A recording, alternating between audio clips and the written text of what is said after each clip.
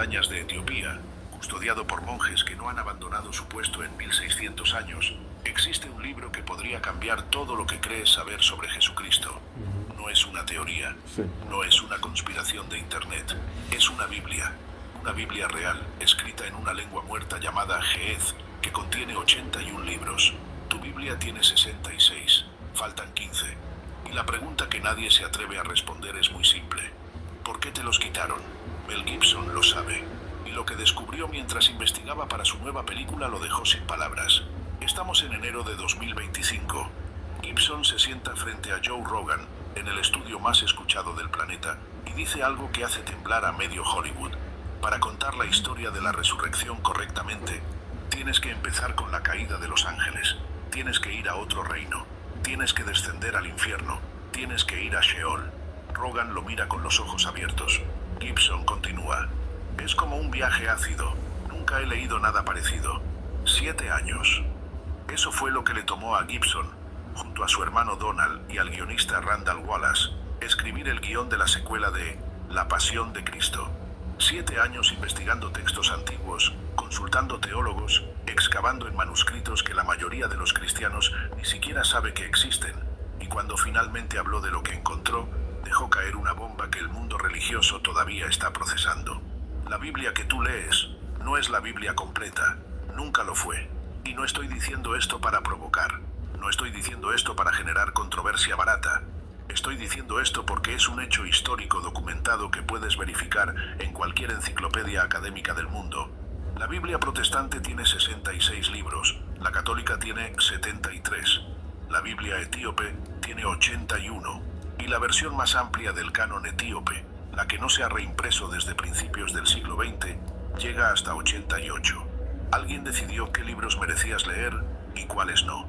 Alguien decidió qué partes de la historia de Dios eran aptas para ti y cuáles eran demasiado peligrosas, demasiado complejas, demasiado perturbadoras para tu consumo. Y ese alguien no fue Dios. Fue un grupo de hombres sentados en una sala hace 16 siglos, decidiendo el destino espiritual de miles de millones de personas que todavía no habían nacido. Ahora, antes de que pienses que esto es un ataque a tu fe, quiero que entiendas algo. Gibson no es un ateo intentando destruir el cristianismo. Todo lo contrario. Es un católico devoto que ha declarado públicamente: yo creo en esto al 100%. Los evangelios son historia verificable. Este es un hombre que invirtió 25 millones de dólares de su propio bolsillo para hacer La Pasión de Cristo en arameo, hebreo y latín. Una película que recaudó 612 millones de dólares y se convirtió en la película independiente más taquillera de la historia. Gibson no juega con estos temas, los vive, y precisamente por eso lo que encontró en la Biblia etíope lo sacudió hasta los huesos. Pero para entender el alcance de este descubrimiento, necesitas saber primero qué es exactamente la Biblia etíope, por qué fue eliminada del canon occidental y qué contiene sobre la resurrección que las iglesias no quieren que sepas. ¿Eres técnico o ingeniero o profesional formado en la práctica o conoces un poco de electricidad? Tiene sobre la resurrección que las iglesias no quieren que sepas. Vamos por partes. La historia comienza mucho antes de lo que imaginas. Mucho antes de que existieran las catedrales de Europa. Mucho antes de que el Vaticano fuera siquiera un proyecto arquitectónico. El cristianismo ya había echado raíces profundas en un lugar que la mayoría del mundo occidental ignora por completo. Etiopía. Hablamos del siglo I. El libro de los Hechos de los Apóstoles, capítulo 8, cuenta la historia de un eunuco etíope, tesorero de la reina Candace, que estaba leyendo al profeta Isaías en su carruaje cuando se encontró con Felipe, uno de los discípulos. Felipe le explicó las escrituras, lo bautizó ahí mismo en el camino, y ese hombre regresó a Etiopía, llevando consigo una llama que nunca se apagaría. Mientras Europa todavía adoraba a dioses paganos, Etiopía ya era cristiana. Mientras Roma perseguía a los seguidores de Cristo en los coliseos, los monjes etíopes ya estaban copiando manuscritos sagrados en pergaminos de piel de cabra. Y mientras el emperador Constantino decidía en el concilio de Nicea cuáles libros serían oficiales y cuáles no, Etiopía ya tenía su propia Biblia completa. Una Biblia que nadie tocó, que nadie editó, que nadie censuró. 81 libros, 46 del Antiguo Testamento, 35 del Nuevo. escrita en ge'ez, una lengua que hoy nadie habla fuera de la liturgia etíope, lo que la convirtió paradójicamente en su mayor protección. Porque cuando los imperios europeos colonizaron África, cuando los misioneros llegaron con sus Biblias de 66 libros diciendo que esa era la palabra de Dios, los monjes etíopes los miraron con curiosidad. Su Biblia era más antigua, más completa, y nunca había sido tocada por las manos de ningún concilio occidental. Etiopía, por cierto, es uno de los únicos países africanos que nunca fue colonizado. En 1896, en la batalla de Adwa, las fuerzas etíopes, armadas en su mayoría con lanzas, derrotaron al ejército italiano equipado con armamento moderno. Los locales atribuyen esa victoria no solo al coraje de sus guerreros, sino a la intervención divina. Algunos incluso susurran que el Arca de la Alianza estaba presente en el campo de batalla. Sí, el Arca de la Alianza, pero eso es otra historia. Lo que importa ahora es esto. Etiopía preservó textos que el resto del mundo perdió. Libros que fueron leídos, reverenciados y citados por los primeros padres de la Iglesia durante siglos, y que luego, de un día para otro, fueron declarados demasiado peligrosos, demasiado místicos, demasiado inconvenientes para el cristiano promedio. Y entre esos libros está la clave de lo que Gibson descubrió sobre la resurrección. El libro más famoso de la Biblia etíope que no encontrarás en tu Biblia es el libro de Enoc. Y si no lo conoces, prepárate, porque lo que dice cambia absolutamente todo. Enoc fue el bisabuelo de Noé. Génesis 5, versículo 24 dice algo extraordinario sobre él. Caminó Enoc con Dios, y desapareció, porque le llevó Dios. No murió. Simplemente fue tomado, arrebatado al cielo sin pasar por la muerte. Es uno de los únicos 3 personajes bíblicos que ascendieron al cielo sin morir. Enoc, Elías y, después de su resurrección, Jesús. La diferencia es que solo Jesús murió primero y luego venció a la muerte. La historia de Enoc debería ser central en el cristianismo. Aquí tenemos a un hombre que caminó tan cerca de Dios que Dios decidió llevárselo. Un hombre que vio cosas que ningún otro ser humano había visto. Un hombre que fue testigo de los secretos del cielo y del inframundo. Y ese hombre escribió un libro extenso, detallado, lleno de visiones apocalípticas, descripciones de los cielos, jerarquías angelicales, profecías sobre el Mesías, y algo que la Iglesia occidental consideró absolutamente inaceptable, una explicación completa del origen del mal que no comienza con Adán.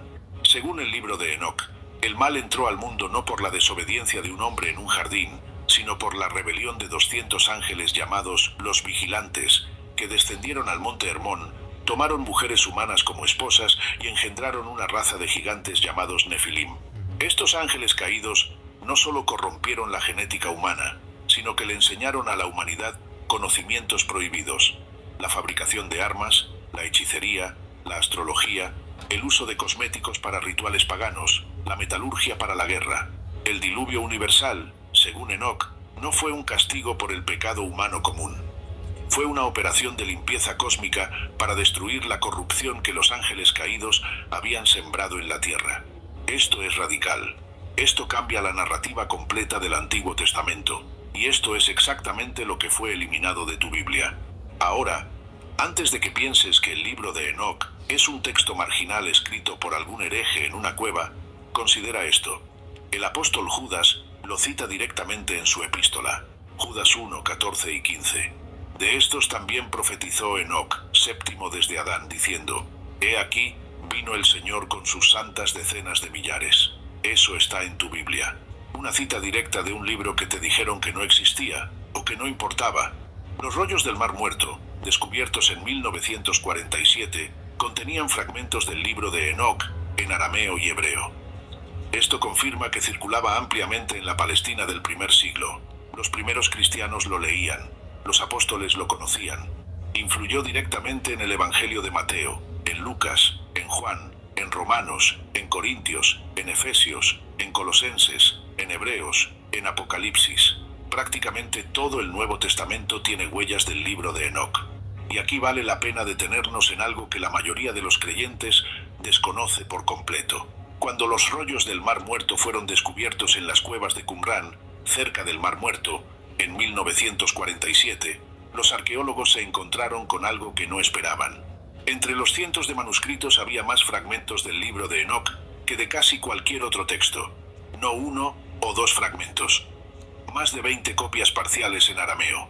Esto lo convertía en uno de los textos más populares y más copiados de la comunidad de Qumrán, una comunidad judía que existió entre el siglo II a.C. y el año 68 después de Cristo. La comunidad de Qumrán aceptaba el libro de Enoc como escritura sagrada, lo estudiaban, lo copiaban con el mismo cuidado reverencial que dedicaban al Génesis o a Isaías, y esta comunidad existía exactamente en el mismo período en que Jesús vivió y predicó. Lo que esto significa es devastadoramente claro. El libro de Enoc era considerado escritura sagrada por judíos piadosos en la época de Jesús. Los apóstoles probablemente lo leyeron. Jesús mismo, como judío del primer siglo, probablemente lo conocía. Las ideas de Enoc sobre el Hijo del Hombre, sobre el juicio final, sobre la resurrección de los justos, no eran ideas marginales. Eran parte del vocabulario espiritual de la Palestina del primer siglo. Cuando Jesús se llamó a sí mismo el Hijo del Hombre, un título que usa más de 80 veces en los Evangelios, estaba usando un término que aparece extensamente en el libro de Enoc.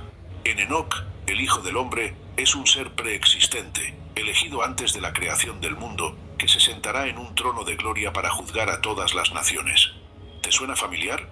Debería, porque es exactamente lo que Jesús dijo de sí mismo. La conexión entre el libro de Enoc y las enseñanzas de Jesús es tan profunda que algunos académicos han argumentado que no puedes entender completamente los evangelios sin leer Enoc primero. Es como intentar entender una respuesta sin conocer la pregunta. Los evangelios son la respuesta. Enoc es la pregunta. Y te quitaron la pregunta. Un académico lo dijo mejor que nadie. El mundo del Nuevo Testamento fue moldeado por el lenguaje y el pensamiento del libro de Enoc. Influyó en las doctrinas sobre la naturaleza del Mesías, el Hijo del Hombre, el reino mesiánico, la demonología, la resurrección, el juicio final y toda la escenografía escatológica. Toda la escenografía escatológica, incluyendo la resurrección.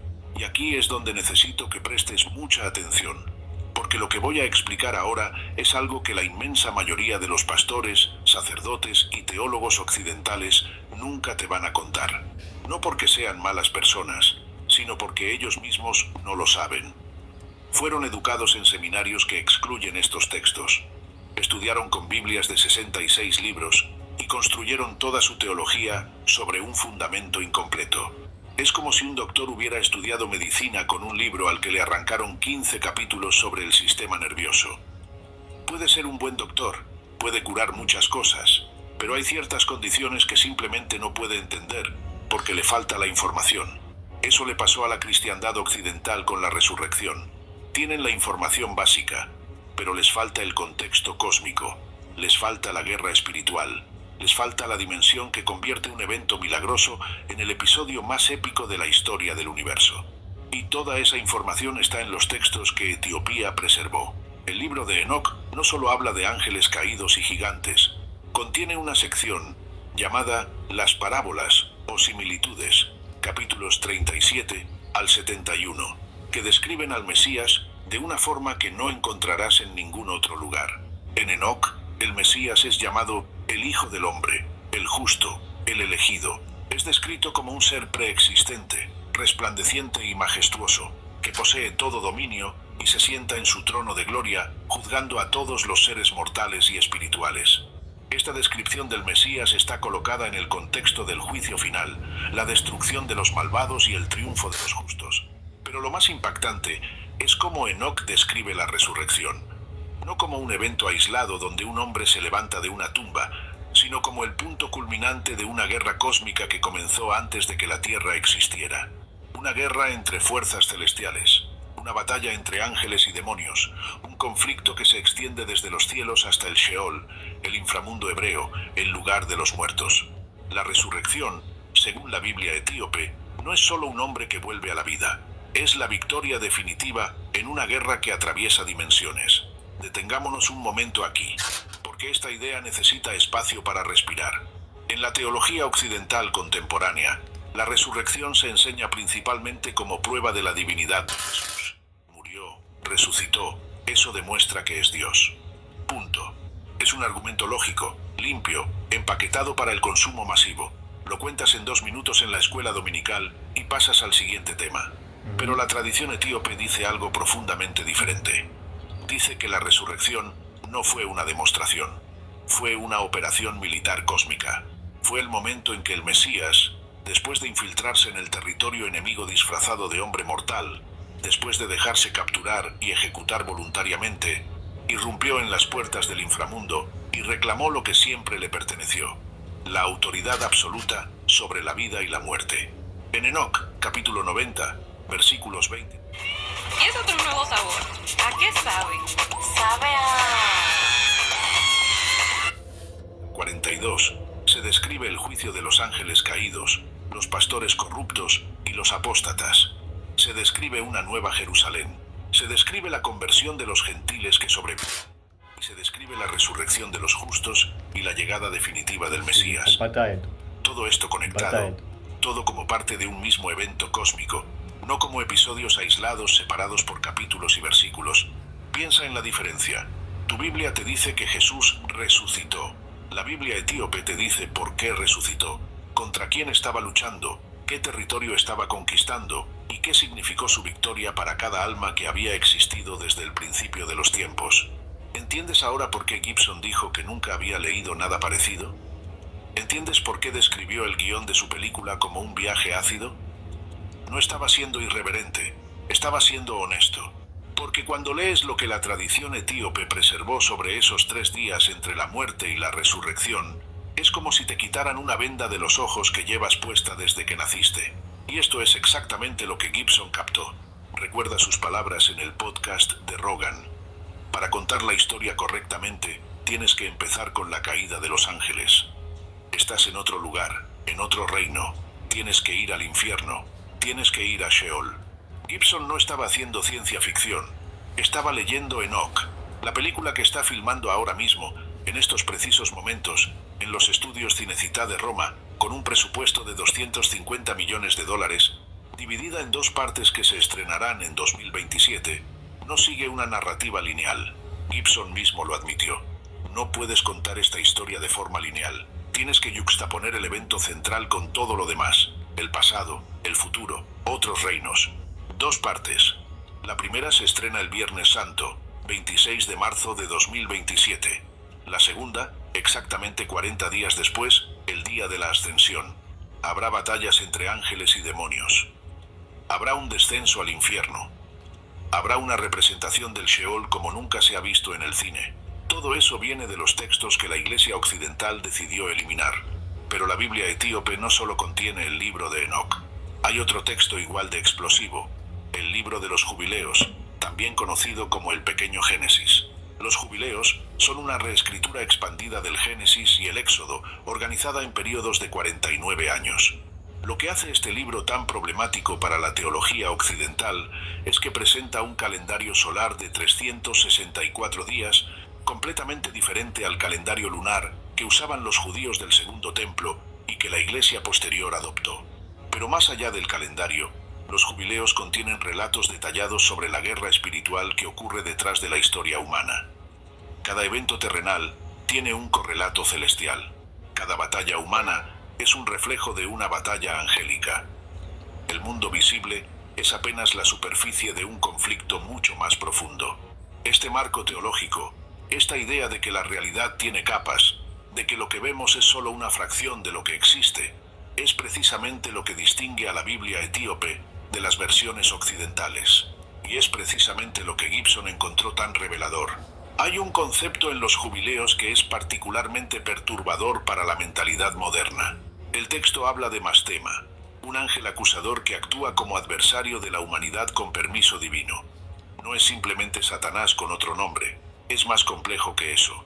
Mastema opera dentro de un sistema donde el mal tiene una función: poner a prueba la fe, revelar las debilidades, separar a los justos de los injustos. Es un fiscal en un tribunal cósmico, no un rebelde anárquico.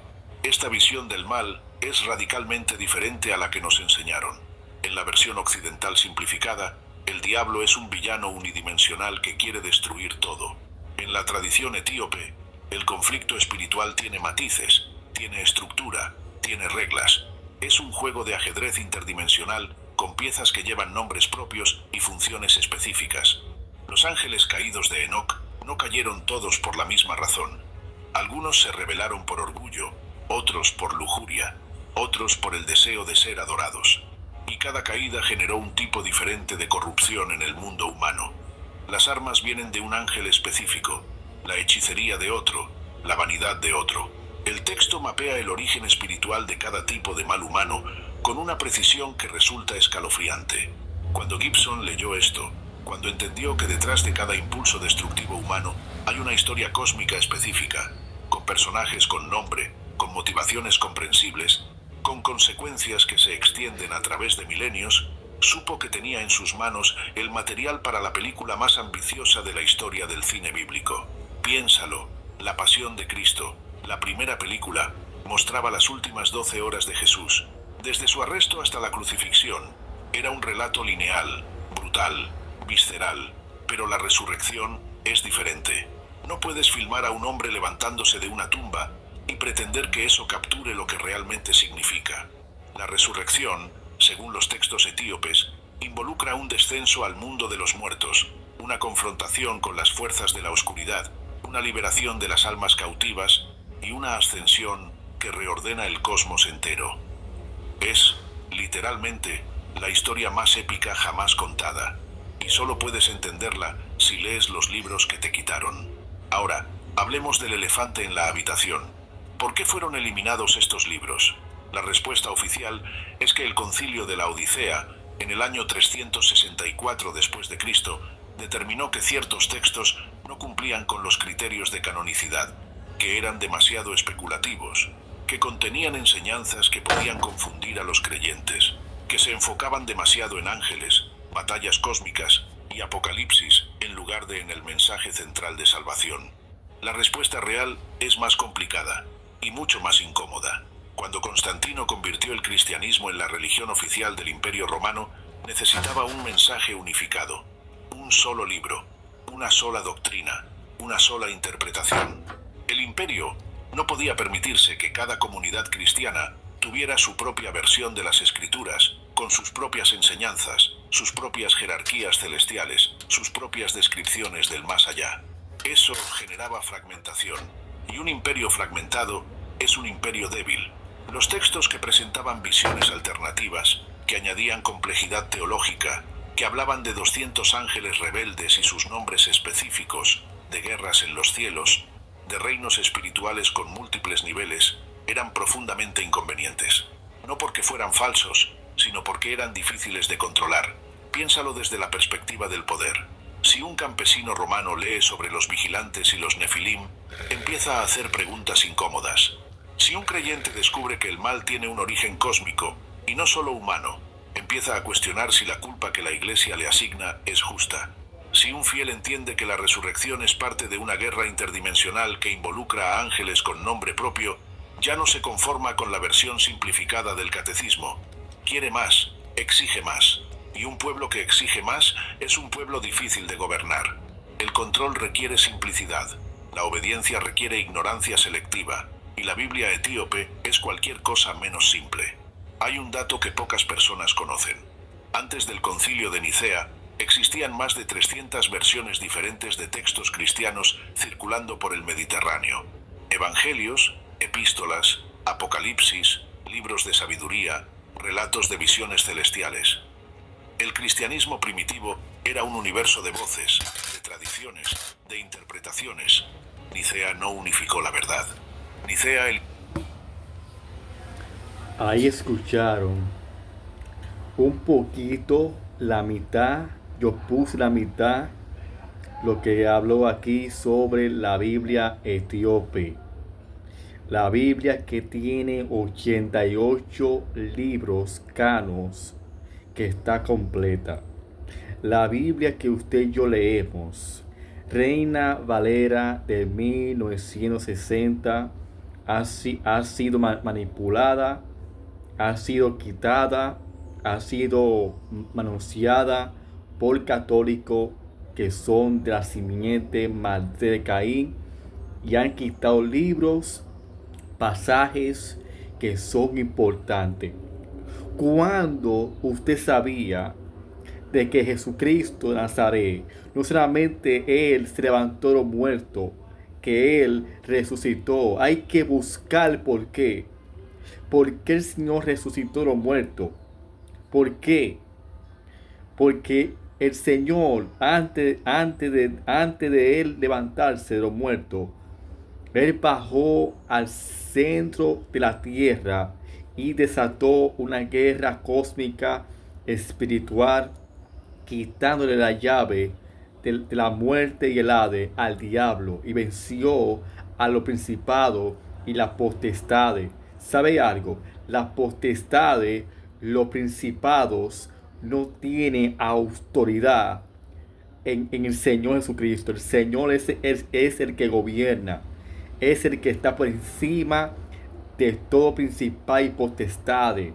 Él hizo una exhibición públicamente y lo puso en la tabla, en el madero, cuando el Señor lo murió por nosotros.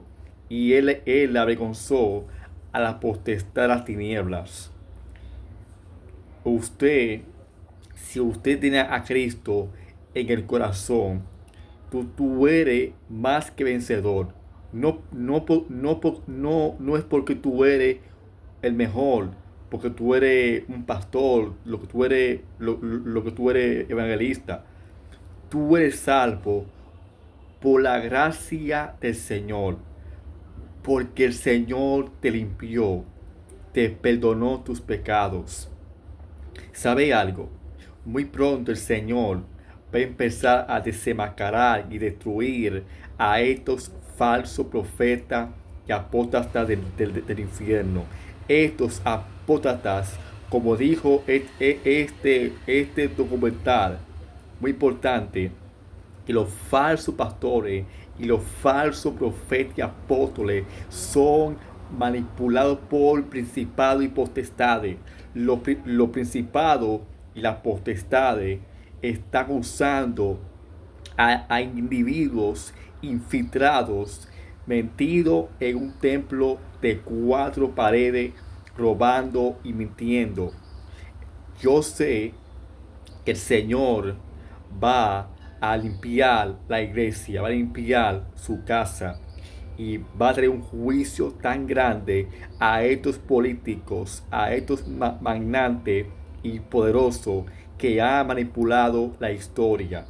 La historia que a usted le ha contado en tu iglesia, en el colegio, en las universidades, la historia que a usted le ha contado es una historia mentirosa, manipulada y totalmente entregada al mal.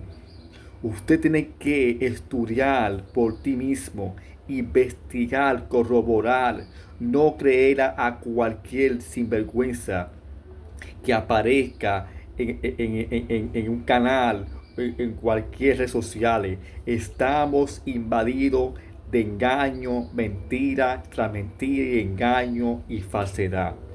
Hay que buscar al Señor y leer las palabras de Él. La Biblia que usted y yo hemos leído ha sido manipulada, ha sido controlada. Falta más cano. El cano, que son 88 libros, se encuentra en la Biblia Etiopía. Los etíopes eran una tribu de judíos y que amaba a Israel, porque muchos hebreos y judíos se fueron a Etiopía por causa de la persecución contra Israel. Etiopía se encuentra en África, y en Etiopía se encuentran, mi hermano, libros que son canos, que pertenecen a la Biblia, como yo lo he dicho muchas veces. El libro de Enoc, el libro de Yacer, que habla con detalle qué fue lo que pasó con la torre de Babel, cómo Dios la destruyó, la hizo en pedazos. Y el libro de Yacer te explica que cayó meteorito y un terremoto tan grande que partió el Pangea y dividieron los continentes. Los continentes que están separados, uno en Europa, en otro en Asia, en África, Oceanía y América, estos continentes era un Pangea. Y cuando vino el juicio de la torre de Babel, los continentes se partieron y fueron repartidos como dice el libro de Enoch y el libro de Yacer también. El libro de Yacer habla con detalle, con evidencia. La Biblia que usted y yo leemos habla de Enoch, habla de Yacer, habla de nombres de personajes que no se encuentran en la Biblia. Reina Valera, ¿por qué? Porque estos libros son importantes. El libro de Enoch es un libro importante. ¿Sabe algo? Yo estoy planeando y muy pronto estaré filmando la película de el libro de Enoch. Yo estoy planeando, yo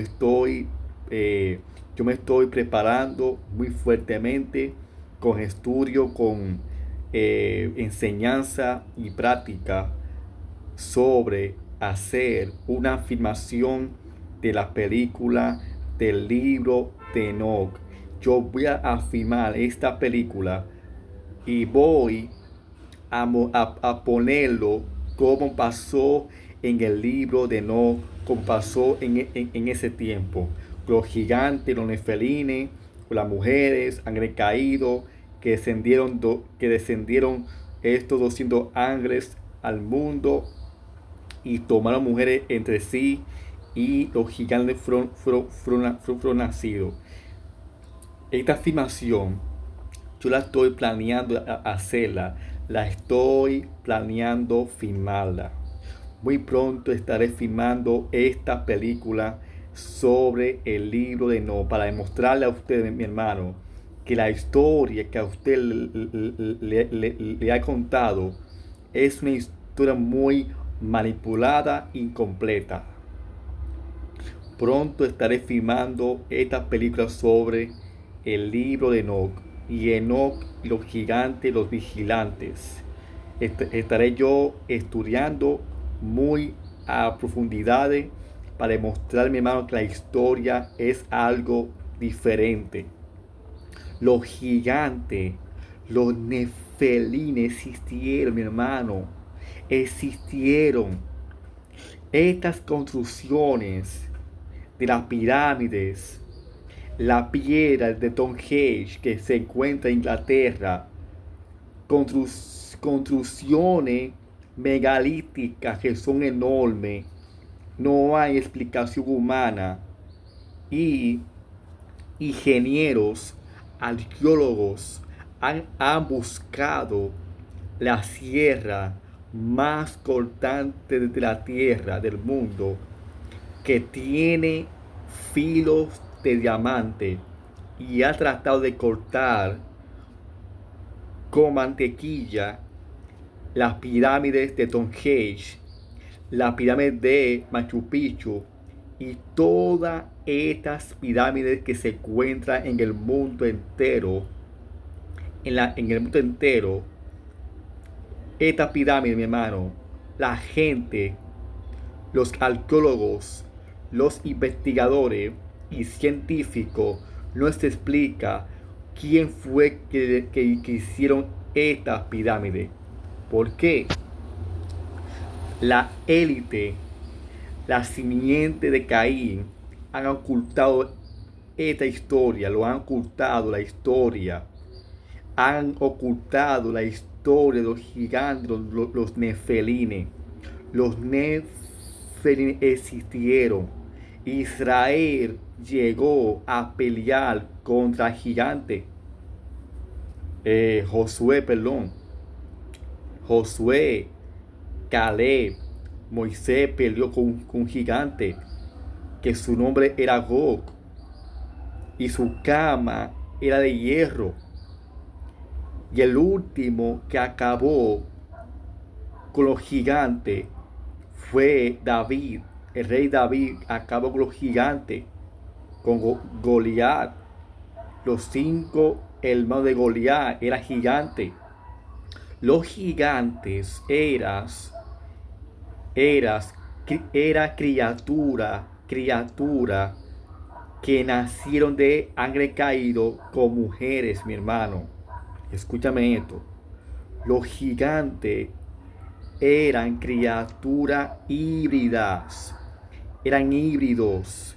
Su ADN, su genética era contaminada, era trastornada, porque se mezclaron sangre caído con mujeres humanas, y ahí nació un gigante desde mi altura. Eso lo dice el libro de Enoc.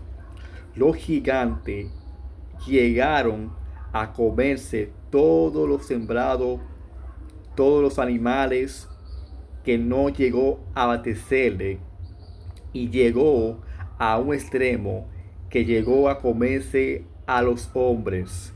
Ahí se practicó el canibalismo, como usted lo está escuchando. Esto fue una historia tapada. ¿Por qué la élite?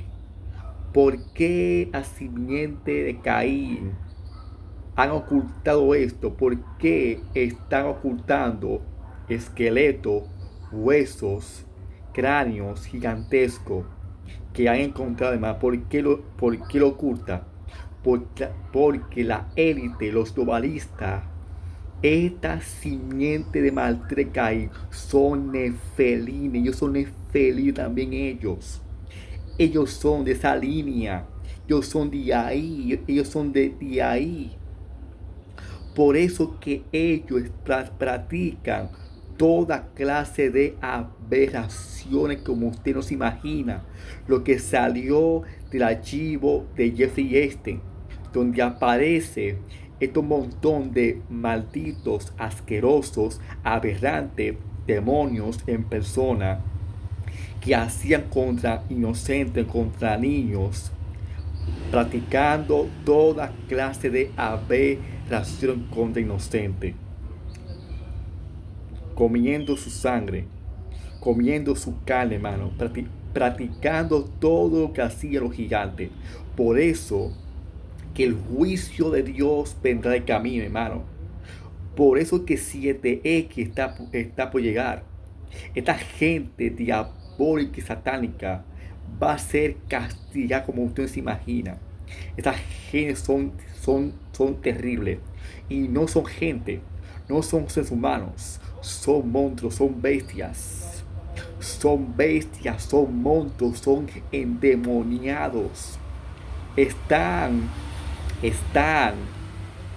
juntos, coludidos con los gigantes, los nefelines. Ellos son descendencia, ellos son raíz de gigante. Los globalistas, los Illuminati, como Don Zorro, Bill Gates, Mark Zuckerberg, todo un montón de elementos, individuos. Los Rothschild, los Morgan, los Rockefeller, los Clinton, Hillary Clinton, todo estos grupos de satánicos, diabólicos y monstruos y bestias, son bestias, hermano. Son raíz de gigantes, de nefelines. De nefelines. A ti no te ha contado que ellos cada año, estos malditos hijos del diablo, cada año, ellos visitan la Antártida. Ellos visitan la Antártida. Visitan la Antártida. La Antártida ahí van estos malos, satánicos del infierno, hermano. Comparta esto.